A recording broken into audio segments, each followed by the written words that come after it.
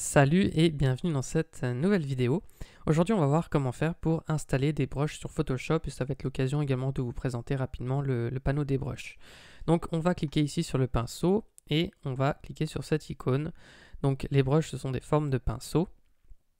On les a ici qui s'affichent. Donc vous voyez par exemple je peux prendre l'arrondi flou qui va me donner un trait comme celui-ci. Ici j'ai un arrondi net par exemple qui me donne une forme comme celle-ci.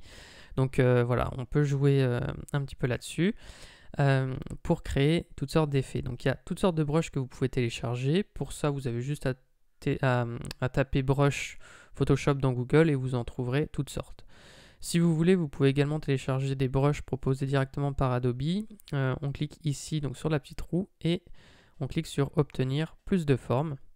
Et vous avez ce lien qui s'ouvre voilà, directement sur le site adobe.com et vous pouvez télécharger des brushes proposées par Kyle T. Webster. Vous avez toutes sortes de familles de brushes.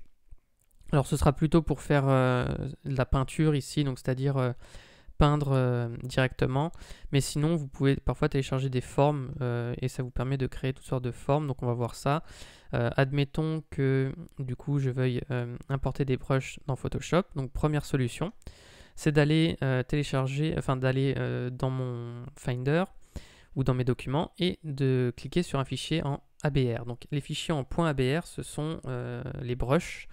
Donc je le précise parce que parfois quand vous allez sur des sites de brushes, ça vous fait télécharger un JPEG ou quelque chose comme ça. Mais un JPEG, ça vous permettra pas d'installer un brush directement. Donc il nous faut vraiment des fichiers en .abr. Et si je double-clique dessus, eh bien, on va voir que j'ai la famille ici Watercolor qui vient d'apparaître et donc je peux les sélectionner directement comme ceci. Donc ça, Watercolor, c'est l'aquarelle ici que j'ai téléchargé. Et donc on a toutes sortes de brushes, vous voyez, qui vont nous permettre de faire des traits différents. Il se peut, lorsque vous allez les sélectionner, ceux-là, comme ils ont beaucoup de paramètres qui leur sont associés, que quand vous repreniez un brush classique, par exemple celui-ci, vous voyez le flux, ça me l'a laissé à 28%, alors que souvent il est à 100%, il ne se remet pas à 100% quand je resélectionne un de ces brushes-là. Donc faites peut-être attention, parce que ici ça peut vous changer le mode aussi, donc après ça peut vous faire des petites surprises. Je le précise juste, voilà, si vous faites plein de tests avec les brushes et qu'à la fin, vous n'arrivez pas à retrouver vos réglages initiaux. Donc faites attention à vos réglages ici. Enfin, donc si vous voulez faire un petit peu de tri ensuite et puis supprimer des brushes, eh bien vous pouvez faire un clic droit ici et puis supprimer le groupe. On peut le renommer. Voilà, donc on peut faire supprimer le groupe ici. OK, et on s'en est débarrassé. Ça peut être pratique parce que quand vous en avez beaucoup, au bout d'un moment, on s'y retrouve plus. Donc souvent le plus pratique, c'est de garder ceux que vous utilisez le plus souvent directement dans Photoshop, et puis ensuite de supprimer au fur et à mesure ceux que vous n'utilisez pas et de les réimporter occasionnellement si vous en avez besoin. Le mieux, c'est de se faire un fichier, un dossier, pardon, dans lequel vous stockez toutes vos familles de brushes.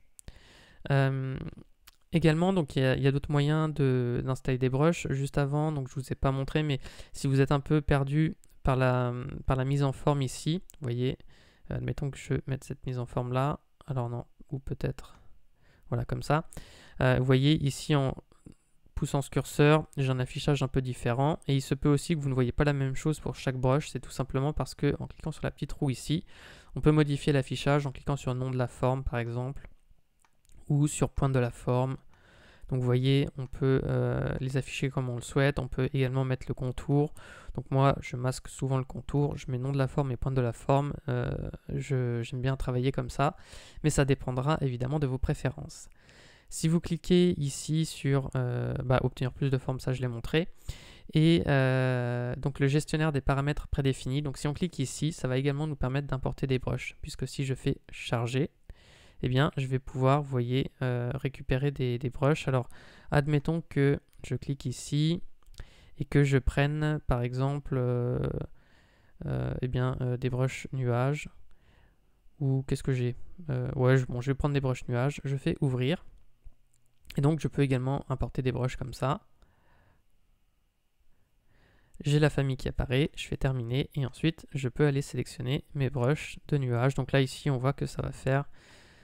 alors ils sont un peu grands, on va réduire la taille, l'épaisseur du brush et voilà, donc si je mets quelque chose d'un peu plus crédible, Voilà, ça va nous faire des nuages. Donc il y en a toutes sortes de formes de brush, donc vous pourrez regarder ça un peu de votre côté en tapant brush Photoshop directement dans Google pour voir ce que vous pouvez trouver et faire avec.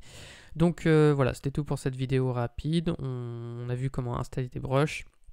Le plus simple, c'est de faire de double-cliquer dessus pour les ouvrir dans Photoshop. Sinon, vous pouvez passer par le gestionnaire et faire un peu de tri également. Voilà, donc si cette vidéo vous a plu, vous pouvez mettre un like et vous abonner à la chaîne. Et j'en profite également pour vous dire que j'ai créé une formation de 3 heures sur Photoshop pour vous aider à débuter. Donc on voit tout depuis le début. Cette formation est complètement offerte et si ça vous intéresse, vous avez juste à cliquer sur le lien qui est dans la description. Sur ce, moi je vous dis à bientôt pour de prochaines vidéos.